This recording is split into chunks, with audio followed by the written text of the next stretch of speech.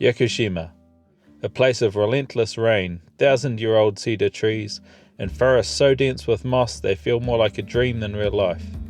I'd heard about it for years, the Ghibli connection, the monkeys, the waterfalls. So when I found myself in Miyazaki this spring, I knew it was time to go there. To get there, I took the train from Miyazaki to Kagoshima, then hopped on a ferry across the sea. Eventually I arrived in a rain-drenched island. It was pouring outside, the sheets of rain coming down as we pull into the port. The weather really set the tone for what was ahead. Locals say it rains 35 days a month, and they're only half joking. I had 3 days to explore this island with my camera. On the first evening, the skies had cleared and it would become a blue sky day, so I headed to Inakahama beach, a short drive away from where I was staying. I had a few hours to kill until sunset, so I wandered around the beach looking for compositions. I ended up choosing a couple of shots close together. One had a small stream flowing out to sea, but people started arriving and walking through the composition, so I had to shift my composition. I shifted to another scene, using the rocks covered in glowing green seaweed with cracks that formed a nice leading line into the ocean.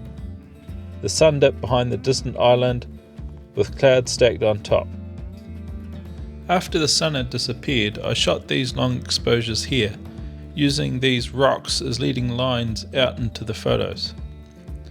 I liked as it got darker how the colours seemed to get more saturated, but all the footprints around these rocks did annoy me quite a lot.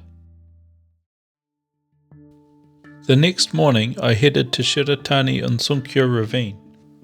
There was lots of trails starting from this point. There was a loop trail that took about an hour and a half that I'd heard has lots of good looking big Yakusugi cedar trees on it that I wanted to go and explore. Unfortunately, the trail I wanted was closed, so I had to take a different route, heading off on a much shorter loop trail instead. The forecast had told me it was going to be an overcast day, which would have worked quite well, because the overcast light would have made nice soft light without too many harsh highlights in the photos. Unfortunately, the forecast was incorrect and I got a super bright sunny morning, which was creating harsh highlights all through the canopy, making it quite difficult to get decent photos.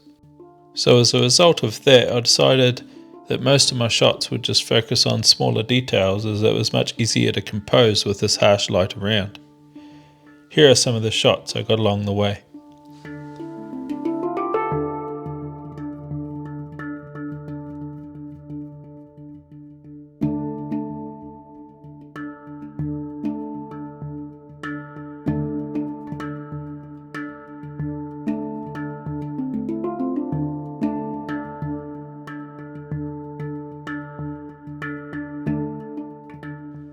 That afternoon I decided I was going to loop around the whole island.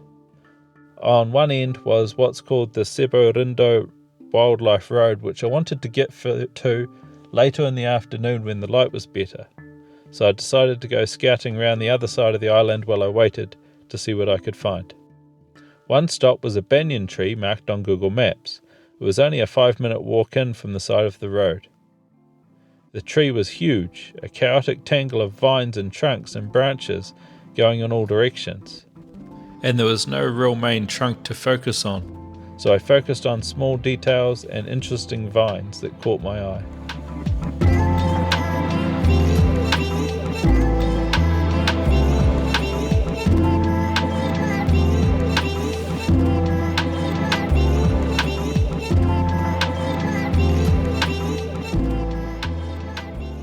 Next up was Seibu Falls, one of the island's major waterfalls. There's just one viewpoint that I can currently access, but I set up there and played with some ND filters to blur out the water and the clouds. It was okay. On the way back to the car, I caught something in the corner of my eye, so I looked into the trees and found some monkeys, up high in the canopy. I quickly swapped to my Nikon 300mm PF lens and got a photo of them peering into the forest. Ended up being one of my favourite photos from the trip.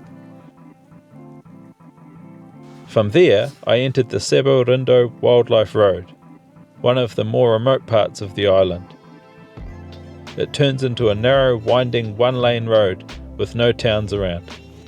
Just before I got to the single-lane section, I saw some deer by the roadside. I pulled over to get some footage and photos of them. Yaku deer are a subspecies of Japanese sika deer, but they are smaller than the ones in the rest of Japan. More compact, darker fur, and they seemed really chilled around people.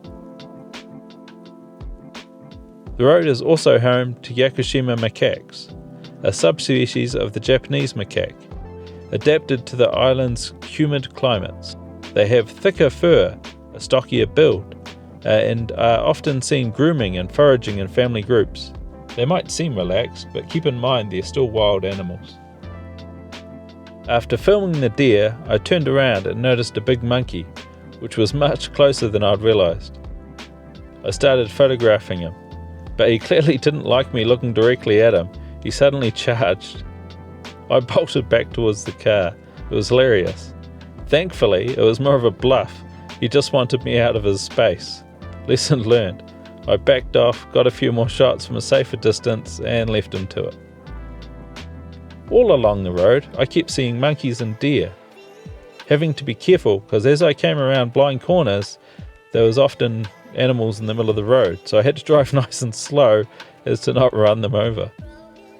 At one point, I spent a while photographing and filming some baby monkeys playing in the trees, while some others were grooming each other on the side of the road. It was a cool thing to see.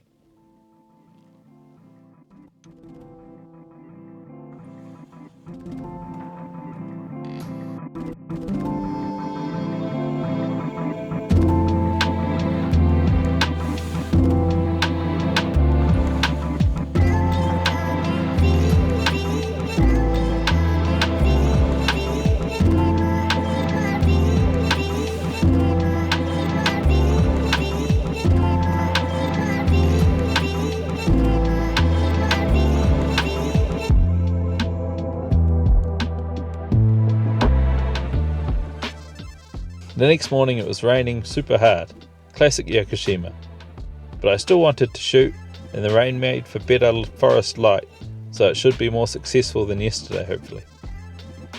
So I headed to Yakusugi Land, another forest reserve that's great for photographing the island's ancient cedars.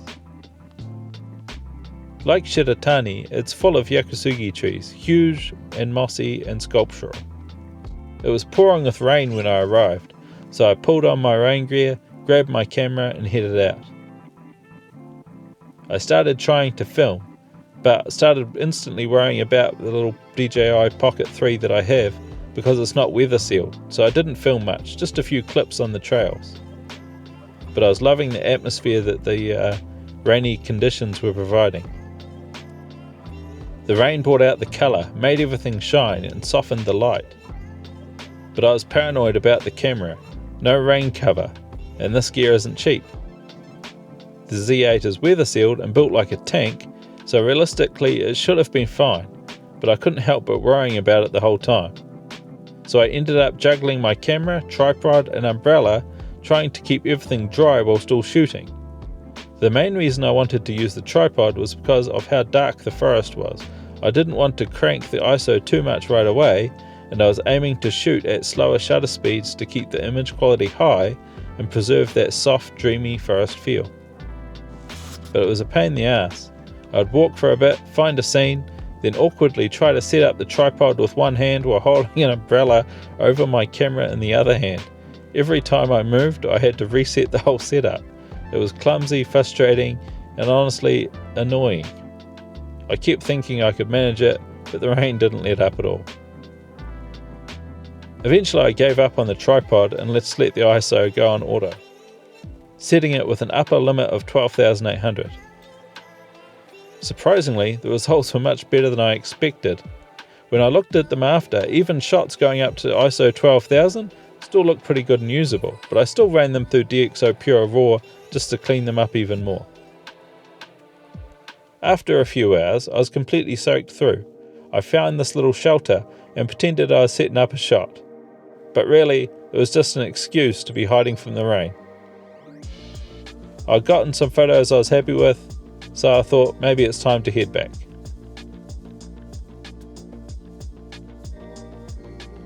The next day I wanted something simpler. Forest photos are beautiful and all, but they're chaos to compose. I'd seen a big rocky mountain on the other side of the island called Mount Mocchomu-dake, probably saying that wrong.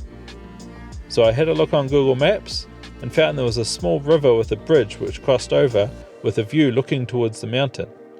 I hoped that might provide a leading line for a photo, so I headed there the next morning. The forecast had said clearing skies with sun, but instead it was just a high overcast day. I waited a couple of hours hoping for better light, but it stayed pretty flat.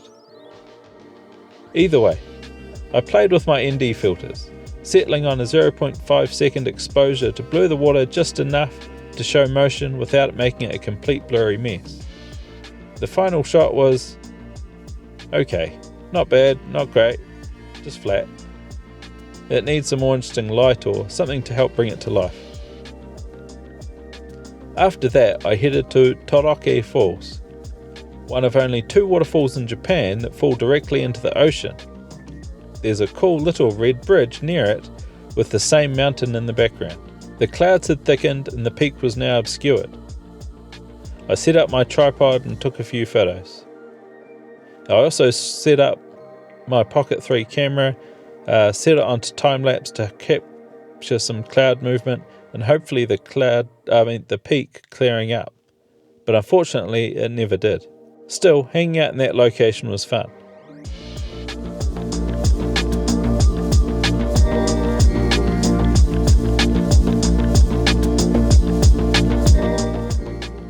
That afternoon, the weather came back in. I didn't shoot much footage, but I'll show a few final clips and photos here that I did take. One of my favourite images from this day was actually taken right behind the town I was staying in, just a few hundred metres from my accommodation, looking up the river into the mist-covered mountains.